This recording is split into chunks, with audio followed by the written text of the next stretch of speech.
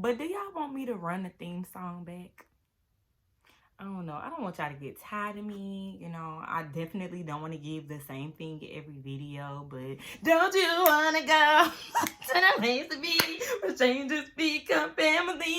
But fried chicken and mac and cheese from 3 young ladies' recipes. Won't you and your family come and hang with Kandi and the gang? It's the hang for me. That's the mac and cheese part and the hang is my favorite two parts of the song. What's up, y'all? It's your girl Sakina, and I'm back with another review. This is my review for Kandi and the Gang. This is season 1. Is this episode 3 or 4? I'm feeling like it's 4.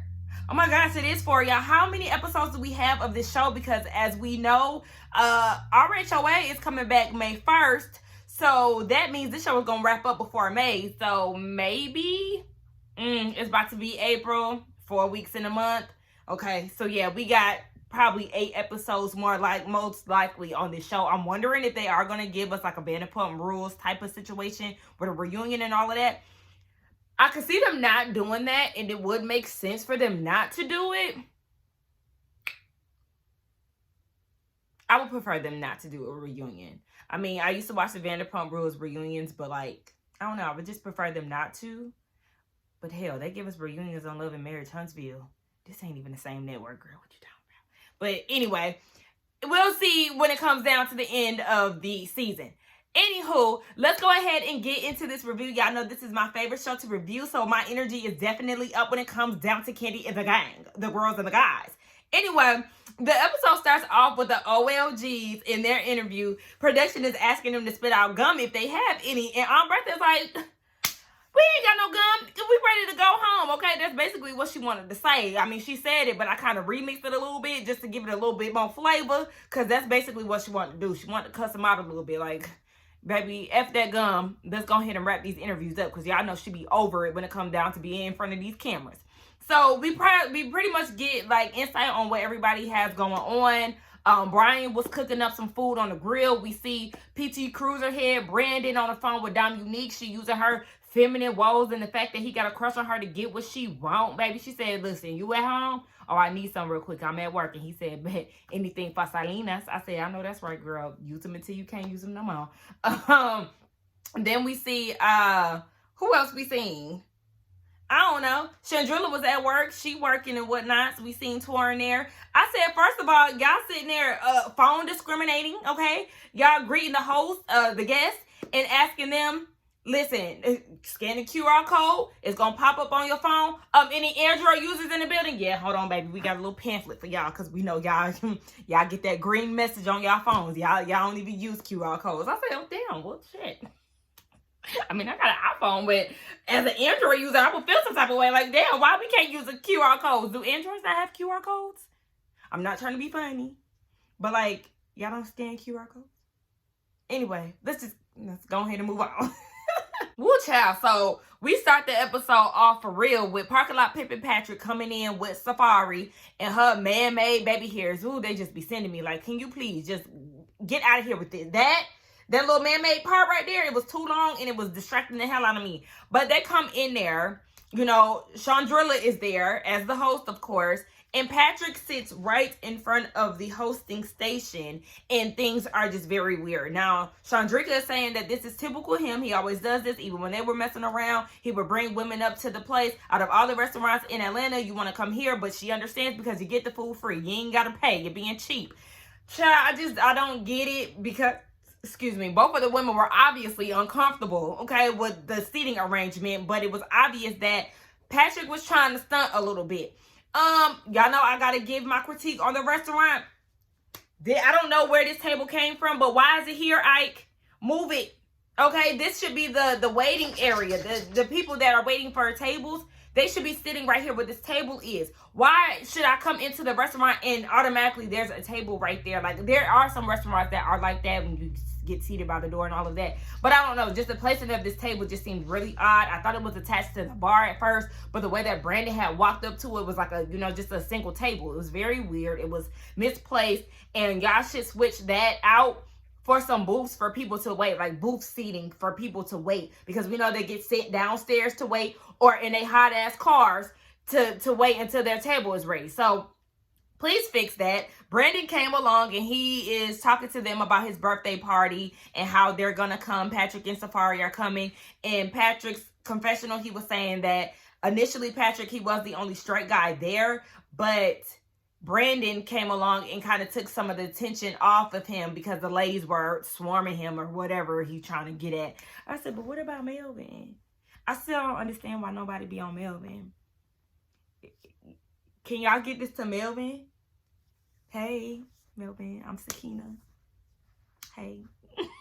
But anyway, I live down here too. What's up? Anyway, yeah. So he was helping get the ladies up off of Patrick because I guess they was all up on him or whatever. So they're gonna go down to Brandon's party, and I already know it's gonna be awkward between the whole love triangle situation. Oh yeah, Safari, sis, you talking about some you vegan, and I automatically, because it was throwing me off, why y'all ordering cornbread and water? Because if that's the case, y'all should have just stayed home. It doesn't make sense. I'm not coming out my house to nobody's restaurant just to eat cornbread and water. That's a dry ass meal.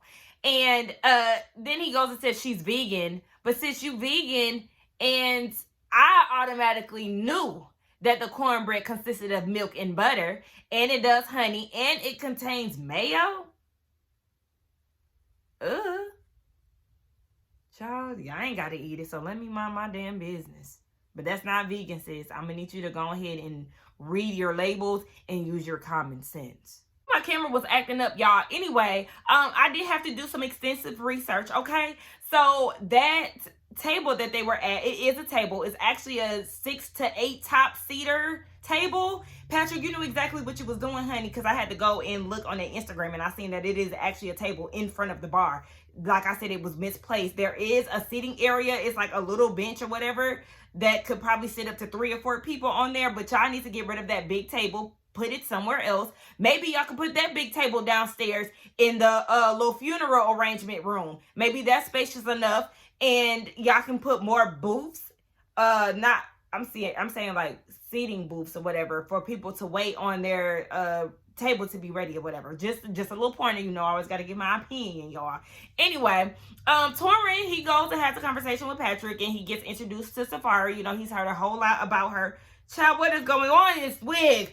Anyway, yeah, so he was like, we actually all need to get together so we can go shopping for this apartment because he is assigned to do the interior decorating. Well, this is where Patrick had to let him know, I'm sorry, but basically we gonna go to Safari direction. She don't want you to do it. Okay, well, you still want me to do the housewarming? Here she come. Housewarming? Girl, don't act brand new, because you knew damn well there was a housewarming party. And that's what Patrick was like. She knew about it. She just don't want me to have it because she don't want everybody to know where I live. Baby, you live right behind the damn restaurant. Y'all doing too much. Safari, I'm starting not to like you. I already had my good eye on you because you rubbed me the wrong way last week. And at this point, I don't like you. So Torin was like, okay, sis, you don't do interior design. That's my job. But go off, sis. Patrick talk about, I'm going to send you some pictures. Don't send me no pictures of the end result because the shit going to look a mess because her decor in her studio lab, whatever the hell you want to call it, she be doing that liposuction, lip injections, face lifting, teeth whitening, braces and all. No. I save it. I'm not interested because as far as I see, she ain't got no damn interior design in her. Anyway, he then goes to Chandrilla and express his frustrations about how Patrick just cut him out of everything, and I would be upset too. And Chandrilla is like, oh, poor Tink Tink. Like, I don't know what to tell you. Like, this is just a mess. Like, Patrick, you want to be controlled by your girlfriend and let her run your every move?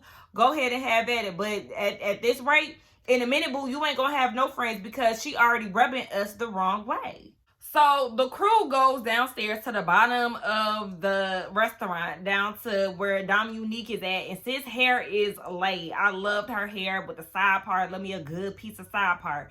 So they all get together. It's Brandon, Torin, Chandrilla, Zom Unique. I want to say there was somebody else in attendance that I may be forgetting right now, but they're all basically just saying how Torin just got fired by Patrick, and how he decided to sit at table 9, which is right there at the door in front of Chandrika, and how it was just way too much. So Everybody is noticing a change in Patrick in this relationship. Like I said, he's definitely going to run his folks off because sis likes to be controlling, and it was definitely giving like he was putting on for the cameras, trying to feed her non-vegan cornbread. Sis, you just as vegan as Portia is, but okay, girl. The people ain't feeling her. They ain't feeling their dynamic, and then they just go off about their business. So then Torin asked Zom Unique, was she going to Brandon's party? It was just the three of them left, and she was like, no, I'm not going.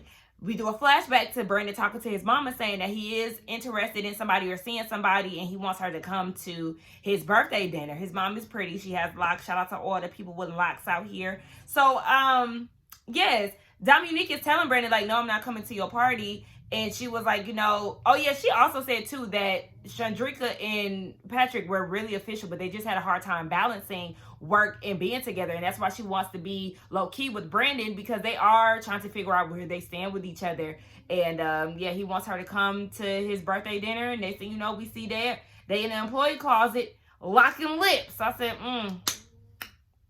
seem like y'all know where y'all stand to me. Miss take it slow. I mean, y'all probably is taking it slow, but y'all definitely doing something. Y'all to the point where y'all kissing, unless that was a soundbite. So we see Todd and Kandi, they're getting ready to have a staff meeting, because I did forget to mention that earlier on.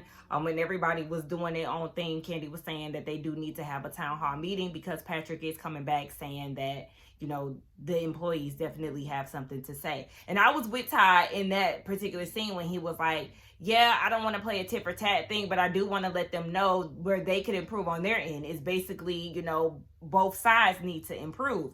So they're getting ready to have this town hall meeting, and he was like, you know, I kind of understand where Phil is coming from with, you know, these people being stuck in their ways, not really trying to improve, X, Y, and Z, not wanting to be held accountable, and just how it could be really frustrating trying to operate in this position where people are really being hard-headed. But like I said, Phil has to work on Phil. So then we see Phil with his best friend, who is super handsome.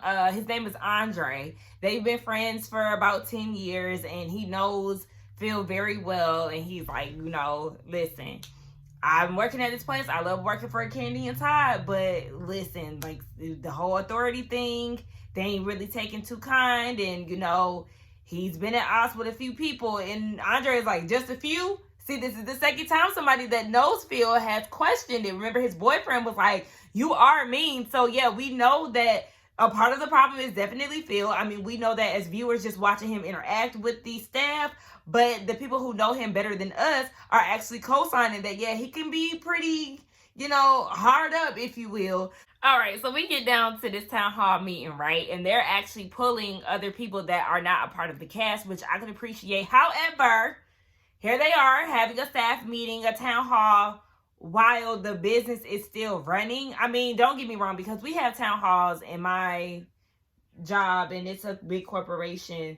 So, you know, we have town hall meetings. We pull some people off the phones and things, and we have our meetings. But I feel like sometimes a staff meeting is necessary with everybody, especially because everybody is dealing with Phil. Everybody's dealing with the restaurant. Everybody may have their comments. So I just feel like having this done before the restaurant open would be better. That way everybody can have their input on what they feel needs to improve, or, you know, just have their comments on what they feel is going on within the restaurant. But Juju, he's a server. He mentions server stands, and Don Juan is like, I already have them.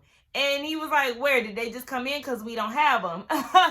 PT Cruiser, big head ass. It's supposed to be the one to pull out this stuff. It got delivered already. The owners have already done their part, but he being lazy. And Kandi said it annoys me when we've done what we're supposed to do. And PT Cruiser over here scrolling through his phone, eating at the bar, hitting up Dom, and doing everything else but his damn job. You know what? Ty, you about to get on my motherfucking nerves, okay?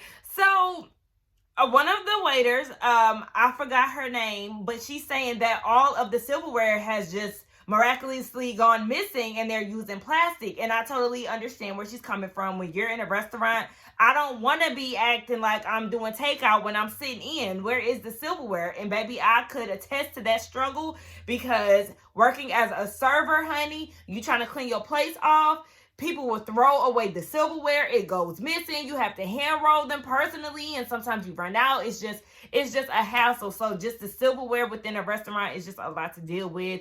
And then another guy mentions, Rasheed, the host of Blaze and OLG. I mean, we still don't see him enough. But anyway, he is saying how it's hard for him because he's coming from Blaze where they have iPads to take down hosting information. And he's not used to handwriting things down and contacting people on his personal phone. Like, I understand that. Especially if you're coming from one place that is owned by the same owners. I don't understand why OLG doesn't have an iPad system as well. It just does not make sense to me. It doesn't add up. I don't care if it's two different environments. The technology should still be the same regardless of whatever. So then Kandi and Todd are getting annoyed in their confessional. But this is the point of a town hall. If y'all can't understand constructive criticism, then maybe this wouldn't be something that you would decide to have. Because, yeah, they're going to give you some shit that you may not want to hear. And Todd, your old big head ass talking about some just do your job. How they doing their job when they come in with all these damn obstacles? They telling you what they need to do their job to execute it properly. So then Phil comes up as a topic that Todd brings up. And Melvin, hey, you know, he was basically Team Phil. He was like, he's worked with Phil back in Blaze, and he feels like he's a perfect guy for the job. Like, he is going to push OLG in the right direction. And Torin is like, oh, well, I'm glad to hear that because the ones that I met ain't gonna cut it, okay? It was just very too much for him. And Don Juan was like, well, you can also be one way as well. You can just be so set in your event planner mode and you want to sashay around here thinking you just the event planner. You don't want to hear nothing else. And I said, look, Don Juan caught you out, Torin, because that's exactly the shit that you pulled when Phil tried to introduce himself to you. When y'all had that conversation, you was kind of like, baby, I'm here to do my measurements. I got my measurement tape. I ain't got time for you. I didn't have time to sit down and talk to nobody. I didn't know we was doing that today, so I'm not trying to give you any of that. That is the attitude that you came in with, and that kind of is the energy that started the entire thing. We know how Phil can be, but your energy definitely was giving something that is not too kind. Ooh, not tattletale trick. Patrick. Okay, so Kandi is like, Chandrika, you got anything you need to say? And she like, nah, Phil ain't here, so I ain't got nothing to say about it. And it was like, well, you can still speak your mind because they already know that Patrick has told Kandi that she had a problem with the inconsistency of the restaurant. So she was like, nah, I'm good. Like, I don't got nothing to say. So then he raises his hand and he was like, yeah, she was talking about the inconsistency of the restaurant. And I'm just like, okay, you little tattletale, you could have just sat there and ate your food. You ain't have to necessarily throw her under the bus. Like, okay, but then again, this coming from somebody who be a part of town hall meetings and be saying everything that's on her mind. So, I mean, I guess Chandrilla, girl, you ain't let that New York come out of you this time. You want to kind of tuck your tail. Nah, tell them how you really feel, sis. So, Chandrika was like, yeah, if Melvin is not making his mac and cheese, then I guess whoever is taking over on his off days, they create their own mix. And there's customers that'll come in and be like, this is not the same mac and cheese that we had the other day. So then the OLGs are in their feelings. And Joyce says, don't come in here and talk about the mac and cheese because we got the best food in Atlanta. No disrespect, ma'am, but have you read the Yelp reviews, honey? If the food is inconsistent, then it's inconsistent. You're biased in your way of thinking because this is your daughter's restaurant. These are yours and your sister's recipes and things. So of course you're gonna think that this is the best restaurant in Atlanta. However, the people who are actually eating the food, who are here, are telling you, they're obviously returning customers. They're telling you that the food is inconsistent. Hell, I'm sure the staff can tell you that because they probably eating it on their breaks and stuff. So you need to be able to receive criticism. So Melvin was just basically saying that now that they're fully staffed, everybody is on, the food is consistent, everything is good. So, I mean, I guess we'll see based on the customer reviews. So then everybody pretty much looking at Chandrika like she crazy. And in his confessional, Todd is saying that he does want to fire her even though he likes her. But their only problem is they can't find a consistent host. Well, is she consistent? Because y'all said she always late. Maybe she's consistent in that. Maria is the waitress name who asked about the silverware. So then she asks who's responsible for wiping down the menus.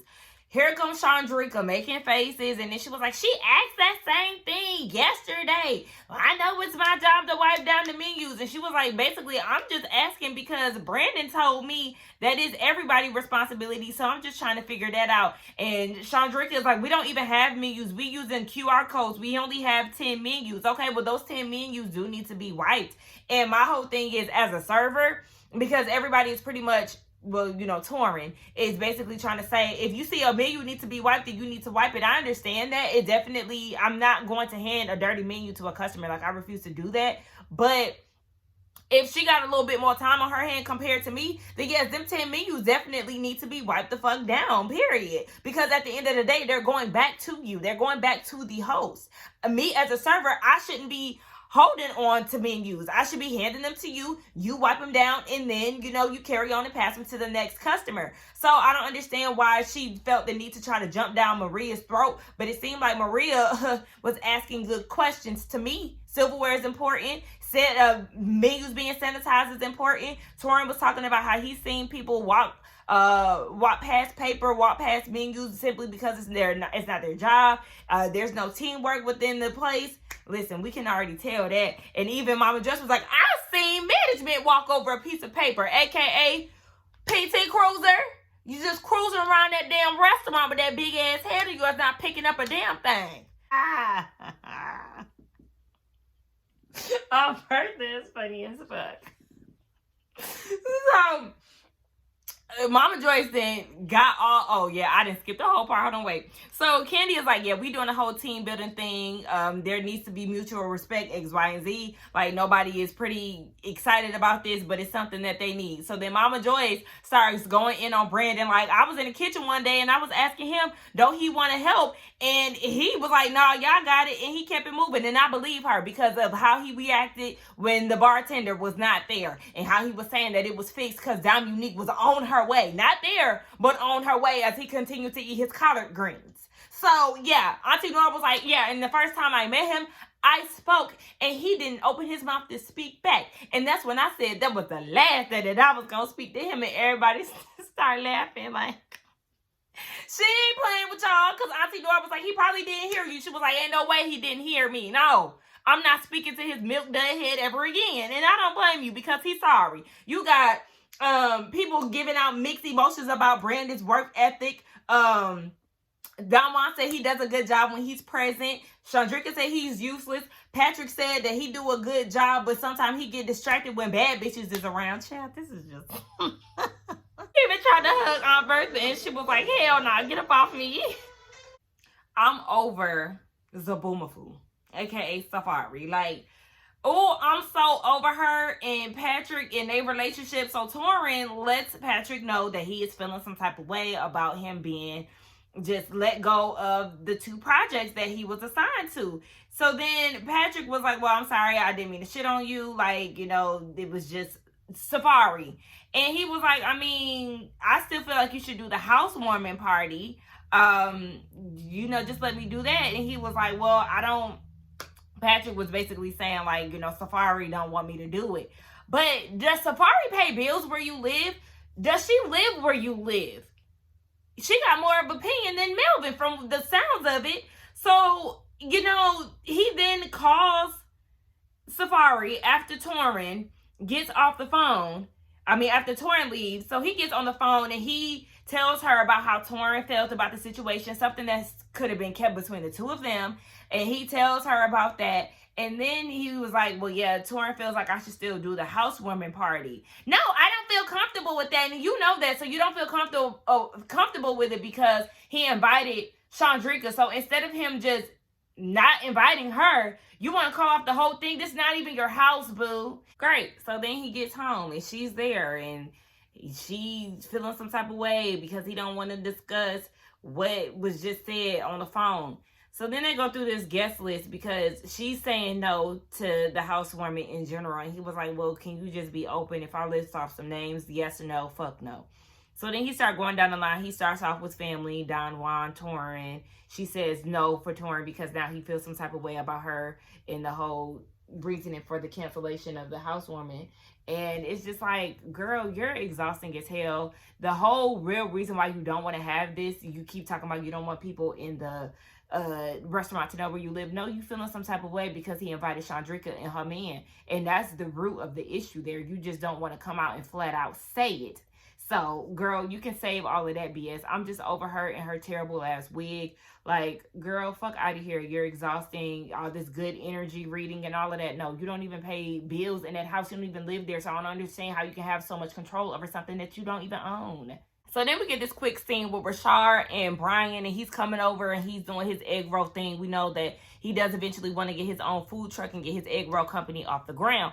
So then Rasheed was telling him about, you know, the operations at OLG and how he's really not used to those type of things. And Brandon, most importantly, his managing skills and how he ain't really doing too much. And Brian was like, yeah, because when I was there, you know, he was at the bar and not helping with the bartending and all of that. Dom was like 3 hours late and he just let it slide and he wasn't trying to help. And Rasheed was like, baby, the management team, I ain't going to say that they're unintelligent, but they definitely lack it. And yes, they do. We see that Don, Juan, Kandi, and Todd, they all have a conversation. And Don Juan is like, after the meeting yesterday, I looked on the ring cam and Brandon is having a conversation with somebody on the phone, and it's Chandrika, and she's expressing her frustrations, basically saying that Todd and Kandi don't give a fuck, and every time you have an opinion about something, they shut it down. So Todd and Kandi are feeling some type of way about this, but my thing is, y'all basically said it in y'all interview for real that y'all didn't give a fuck. Y'all said that they just need to do their job because they giving y'all, you know, what their thoughts are on the operations of the restaurant. And then you go in your confessional and you're saying, oh, y'all, just do your job. Don't that sound like somebody who don't give a fuck?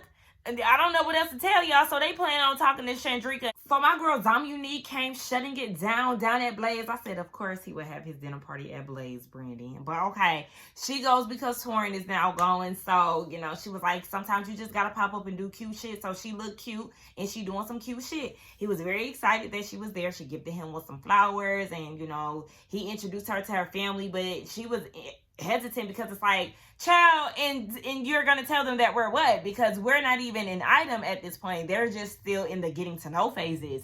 So he has a beautiful family. His parents are beautiful. They seem to have a lot of personality. So, you know, I love parents like that. Shout out to mine because where y'all think I got it from? Anyway, on the other side, we have Torin, Patrick, and Safari. And Torin talks it out. Well, first he was trying to figure out why Safari decided to choose Patrick. And she said, you know, I don't know, child, his charm. So then Patrick is like, you know, Zaboomafoo just changed me. I'm a new person, blah, blah, blah. And Torin was like, oh, okay, well, yeah, I see it. He then asks Zaboomafoo to sit next to Torin because she feel energies and all it is. And he was like, yeah, I was honestly embarrassed when you said that I didn't have the job anymore. But, you know, now he see that she cool people. He lying. Because he was talking shit in his confessional. Like, girl, you think you Martha Stewart, but you not, honey. You do booties, and I do the interior design. Let me do my work. But it's okay. We can laugh and kiki and have us a drink. I said, you really don't like her anyway. And then he was like, okay, so, well, Torin is saying, so are we going to have this housewarming, yes or no? And she was like, that's why I'm here, so I can feel things out and so we can make that decision. Bye, Zaboomafoo. I forgot to mention, too, that Zom Unique said that she could definitely see her with Brandon in the future, changing her name to Mrs. Blake and all of that. So they gonna have a sit down with Chandrika. And me, personally, I just feel like they're feeling some type of way because she said what she said on the phone about them not giving a fuck. And it's just, like I said before, y'all there to hear what people got to say, but then y'all feel some type of way about what they're saying. So, yeah, if anything, if nothing is going to change, and if this has been the way of the restaurant for 5 years, it is going to kind of give the I don't give a fuck type of feel, whether you believe it or not, because actions speak louder than words. I mean, you can be here and listen to this town hall all day, but are you actually going to, you know, put some of the work behind it? Now, I know that they got the service stands and things of that nature, but some things need to be reinforced, like seriously, because obviously y'all general manager sucks. Y'all are not there as much as y'all probably should be and things of that nature. I'm sure the show makes them appear at the restaurant more often than they probably were before the show started filming. But I don't know. Chandrika was basically on some deny, deflect type of shit. And I mean, you did say it, and she did pretty much own up to it. Like, yeah, a lot of people had a lot of shit to say, but at the same time, you are trying to throw other people under the bus when in fact nobody had threw you under the bus since you was just on speakerphone and they caught it on camera. That's all that was. So you shouldn't be worried about who threw you under the bus. Just take responsibility and accountability for what you said. Let them know you still want to be here. You want to put your best foot forward, whatever the case may be. But sis, you said what you said. You just gonna have to own up to it. And Todd and Kandi, y'all better improve. Hire me remotely though. I just want to talk to y'all over the phone and tell y'all some stuff that y'all should probably do to improve the restaurant. That's it. I don't need to be up there all the time. I like working from home. Anyway, let's get down in the comments and talk, y'all. That was the end of the episode. Y'all let me know what y'all thought about this review along with the episode. Don't forget to like, comment, and subscribe to my channel, and I will see y'all in the next one. Bye.